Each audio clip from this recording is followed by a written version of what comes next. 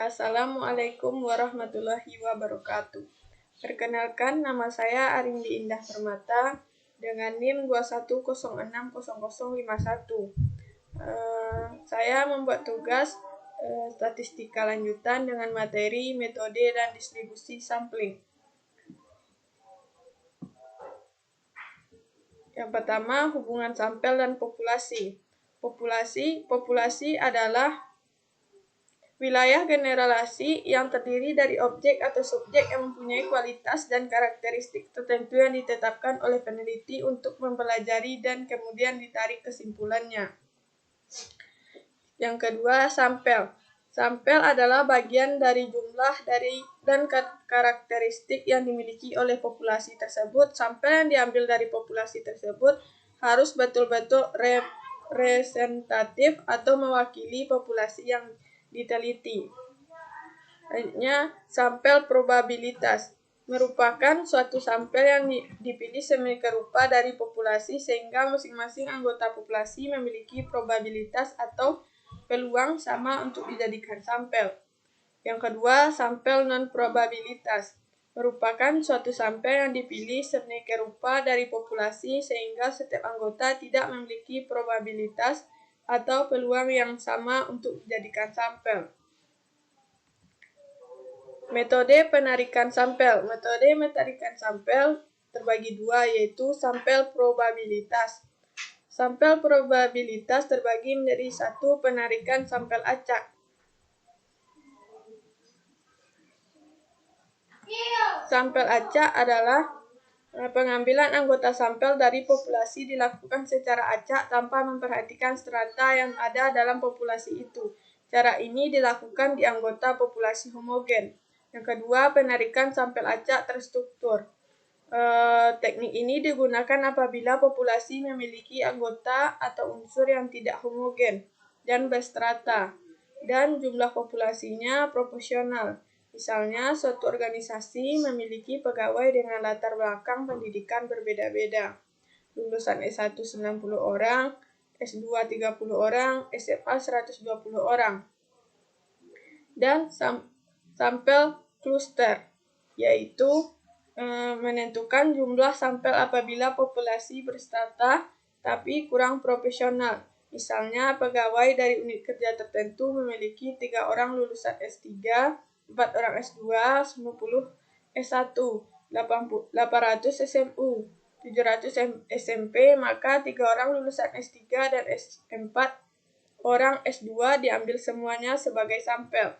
Selanjutnya, sampel non-probabilitas terbagi menjadi penarikan sampel sistematis, yaitu teknik pengambilan sampel berdasarkan urutan dari anggota populasi yang telah diberi nomor urut. Misalnya, anggota populasi terdiri dari 100, dari semua anggota diberi nomor urut 1 sampai 100. Pengambilan sampel kemudian dapat dilakukan menggunakan nomor ganjil, genap, atau kelipatan dari bilangan tertentu. Yang kedua, penarikan sampel kuota. Teknik untuk menentukan sampel dari populasi yang mempunyai ciri-ciri tertentu hingga jumlah yang diinginkan. Misalnya, ditentukan sampel penelitian tentang pendapat masyarakat terhadap pelayanan masyarakat sebanyak 500 orang. Jika belum mencapai 500, penelitian dianggap belum selesai. Yang ketiga, penarikan sampel purposive. Maksudnya teknik penentuan sampel dan pertimbangan tertentu. Misalnya, jika kita akan melakukan penelitian tentang kualitas makanan, maka sampel sumber datanya adalah orang yang ahli makanan. Dan ada juga sampling jenuh, merupakan teknik penentuan sampel bila semua anggota populasi digunakan sebagai sampel.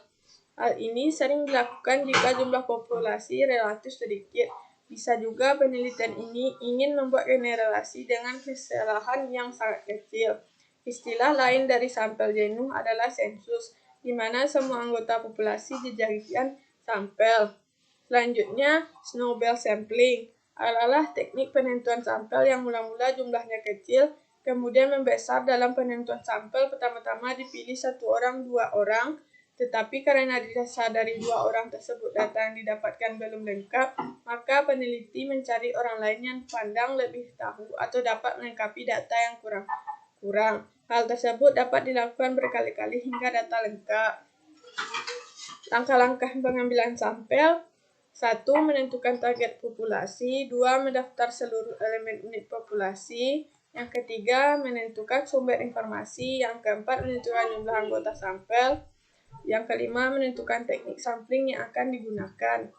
Manfaat sampel dalam penelitian: 1. Penggunaan sampel dapat menghemat biaya, waktu, dan tenaga. Yang kedua, teknik sampling dapat menghasilkan penelitian yang lebih akurat dan mendalam. Yang ketiga, sampel yang tepat dapat mempermudah penelitian.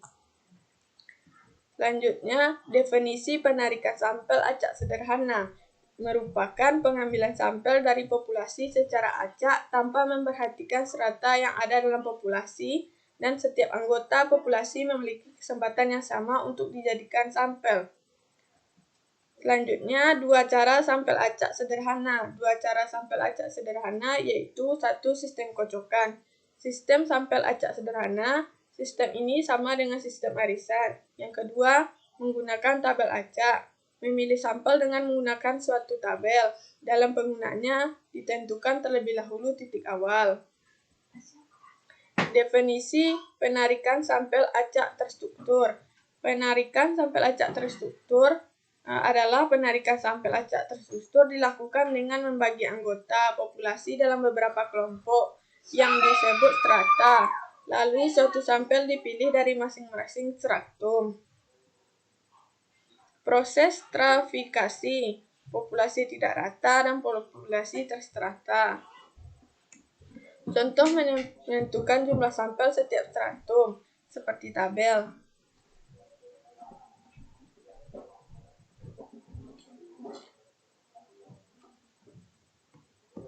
Contoh memilih perusahaan di BEI. Seorang investor ingin mengetahui kinerja perusahaan pada sektor keuangan yang berada di Bursa Efek Indonesia tahun 2008. Perusahaan sektor keuangan yang ada di Bursa Efek Indonesia terdiri atas perusahaan perbankan sebanyak 27 buah, perusahaan asuransi pembiayaan sebanyak 19 perusahaan, perusahaan efek ada 9 perusahaan, dan perusahaan keuangan lainnya sebanyak 6 perusahaan. Apabila akan diambil sampel sebanyak 15 perusahaan dengan metode terstruktur proporsional, maka berapa jumlah sampel setiap kelompoknya? Contoh memilih perusahaan di BEI seperti berikut.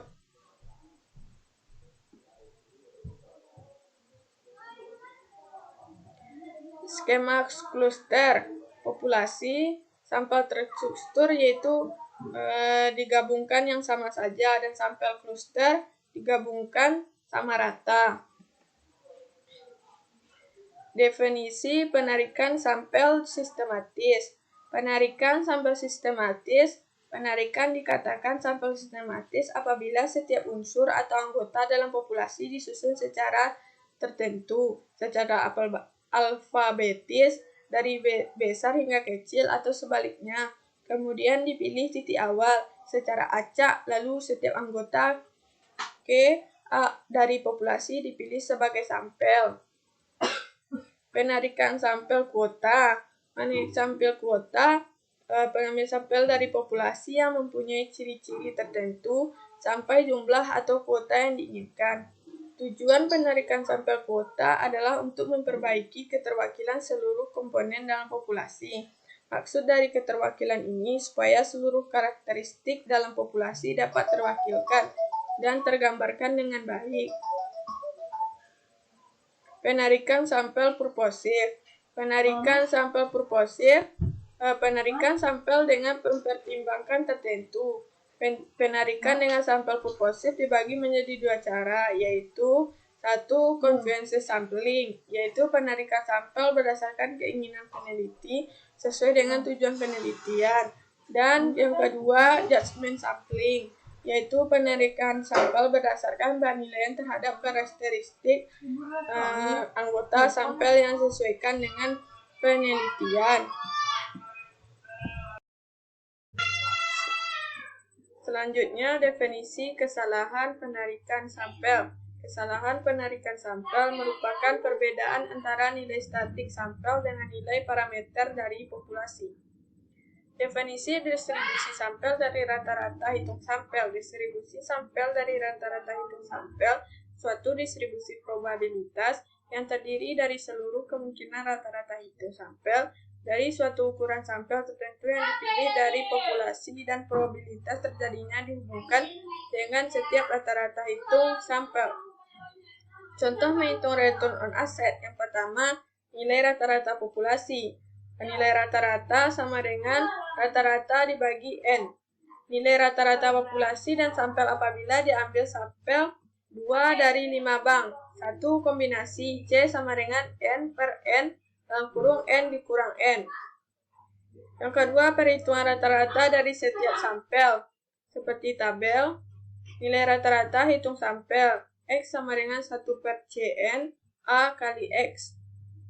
Selanjutnya, nilai rata-rata populasi. Seperti tabel, distribusi probabilitas dalam bentuk poligon. Contoh, menghitung return on asset. Standar deviasi populasi. Standar deviasi populasi. Standar deviasi sampel X SX akar 1 per CN A kali X dikurang X pangkat 2. Standar deviasi populasi. Hubungan standar deviasi sampel dan populasi. Hubungan antara S dan alfa untuk populasi terbatas. Hubungan antara S sama dengan alfa per akar N dikurang N per N dikurang 1. Hubungan antara S dan alfa untuk populasi yang tidak terbatas.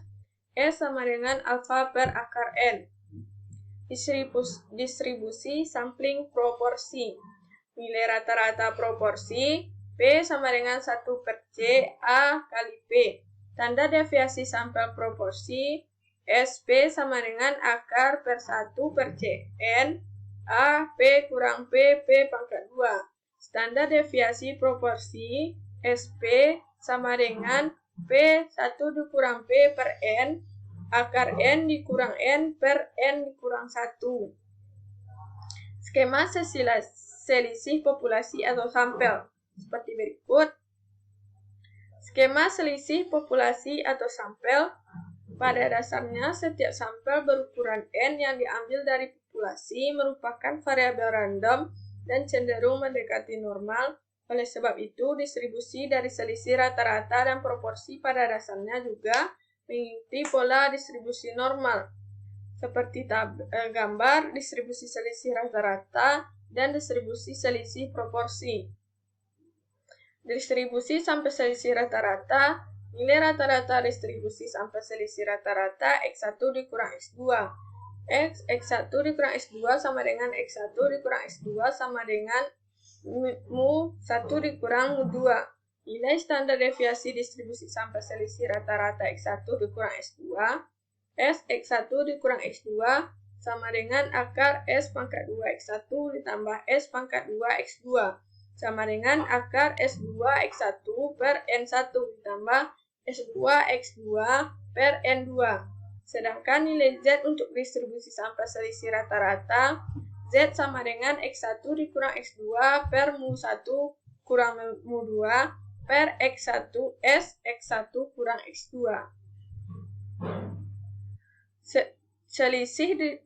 Nilai rata-rata distribusi sampel selisih proporsi. P1 dikurang P2 sama dengan P1 dikurang P2 sama dengan P1 dikurang P2. Nilai standar deviasi distribusi sampel selisih rata-rata S P1 dikurang P2 sama dengan akar SP pangkat 2 ditambah SP2 pangkat 2 sama dengan akar P1 1 dikurang P1 per N1 ditambah P2 1 dikurang P2 per N2. Sedangkan nilai Z untuk distribusi sampel selisih rata-rata, Z sama dengan P1 dikurang P2 dikurang P1 dikurang P2 per S P1 dikurang P2. Penyesuaian standar deviasi untuk rata-rata hitung adalah S sama dengan alfa dikurang akar N dikurang N per N dikurang 1. Penyesuaian standar deviasi untuk proporsi adalah SP sama dengan akar P 1 dikurang P per N dikurang N per N dikurang 1. Dalil batas tengah. Dalil batas tengah untuk populasi dengan rata-rata U dengan varian alfa pangkat 2, rata-rata hitung distribusi sampel dari seluruh kemungkinan kombinasi sampel berukuran N yang diperoleh dari populasi akan mendekati distribusi normal, di mana rata-rata hitung distribusi sampel sama dengan rata-rata hitung populasi dan varian distribusi sampel sama dengan alfa per N.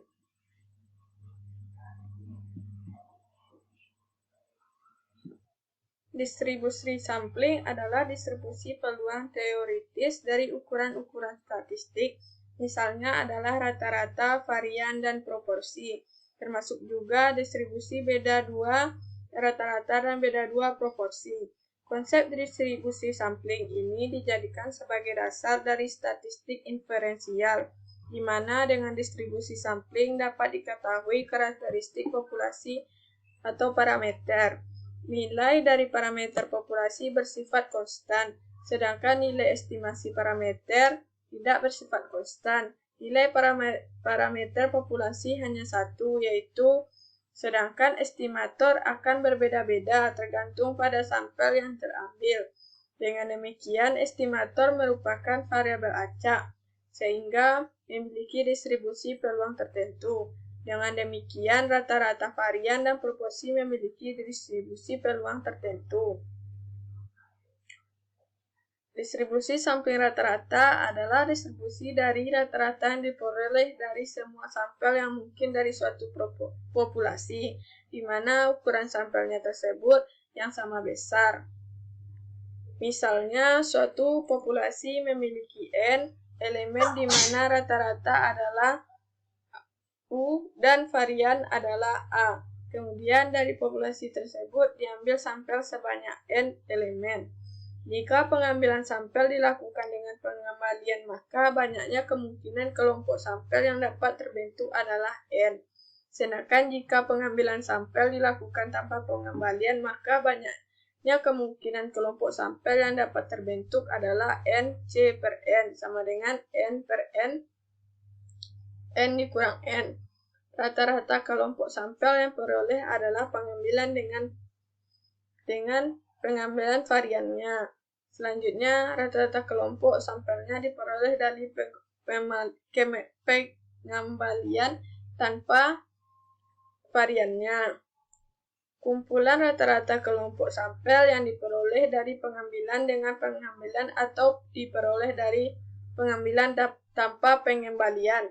Masing-masing akan membentuk distribusi sampling rata-rata sampel, di mana rata-ratanya adalah mu X sama dengan mu.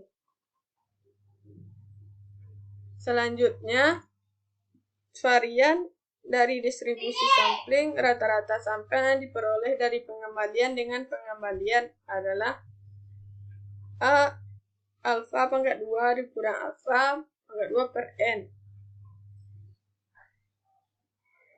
Sedangkan varian dari distribusi sampling rata-rata sampel yang diperoleh dari pengambilan tanpa pengembalian adalah alfa pangkat 2 sama dengan alfa pangkat 2 N dikurang N per N dikurang 1. Jika ukuran N sangat besar, maka akan menuju 1, sehingga varian dari distribusi sampling rata-rata sampel yang diperoleh dari pengembalian dengan pengembalian dan varian dari distribusi sampling rata-rata sampel yang diperoleh dari pengambilan tanpa pengembalian akan sama.